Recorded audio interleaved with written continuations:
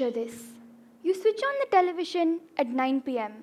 The news is on, and a dozen people are squeezed into little boxes on your small TV screen, shouting over each other. The anchor shouts, "Let me speak." Another panelist yells, "No, let me speak." Within seconds, you wonder, wait, what's the topic again? The original point of the gathering slips away beneath all the noise and chaos. You blink, trying to focus, but the words just blur together. It's exhausting, frustrating, and strangely familiar because this does not just happen on TV. We see it everywhere, from conversations at work to endless arguments online and even around dinner tables. It's a scene we've all witnessed, one that leaves us questioning, what does all this noise really mean? And how do we find clarity amid all the chaos? While you question on that, let me take you back a few years. When I was younger, I thought debate meant being the loudest speaker. If I spoke louder, with more facts, and made my opponent speechless, I thought I would definitely win. But my first debate proved me very wrong. I still remember standing behind the podium, hands shaking, notes trembling. Then I started off like a machine. I fired fact after fact, statistic after statistic. And after I finished, I looked up.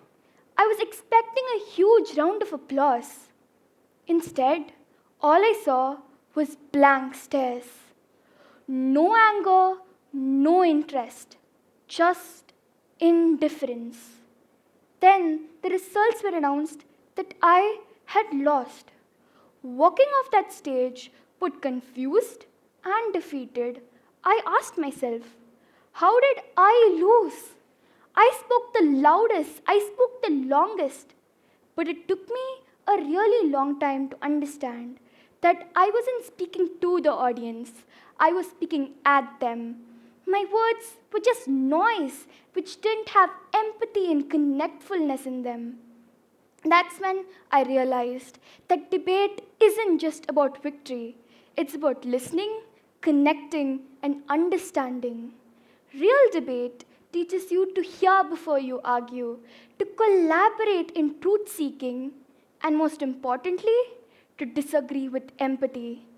It was never meant to strike down a person, but to strike out ideas until sparks of truth appeared. Nowadays, the world around us rarely rewards empathy. Switch on the TV, scroll through your phone. All you'll see is performative shouting matches where volume replaces actual value. Primetime news debates aren't about scoring, are not about solving problems, but about scoring points and seeing who can dominate the screen. And it doesn't stop there. We copy it too. Students imitate it, adults mirror it. Social media thrives on it. We've begun to believe that raising our volume means raising our strength. But if we are truly speaking and nobody listens, are we even speaking? And if we have won the argument but lost respect, have we won anything at all? Well, this decline has crept into academia too. As Rob Cuthbert writes in Academic Values, Chronism, and Degradation of Debate, he says that debate in higher education was a careful exchange of ideas. Now, it's been hollowed out by cultural wars and performative shouting matches. Instead of learning from debate, we're watching disagreement get buried under social media noise. And when it does, trust itself breaks down. I learned this lesson firsthand. In one of my later debates, I remember my opponent froze mid speech. The old Dia would have taken it as an opportunity to win and grabbed it easily. But the new me, I waited. I smiled at her. I encouraged her to continue. And that's when I realized the importance of listening and understanding in debates. That I wasn't debating to defeat someone, but to defend something bigger: dignity, truth, and connection. History also reminds us that empathy only strengthens truth. Like Nelson Mandela chose reconciliation over revenge, Martin Luther King Jr. always answered hatred with respect.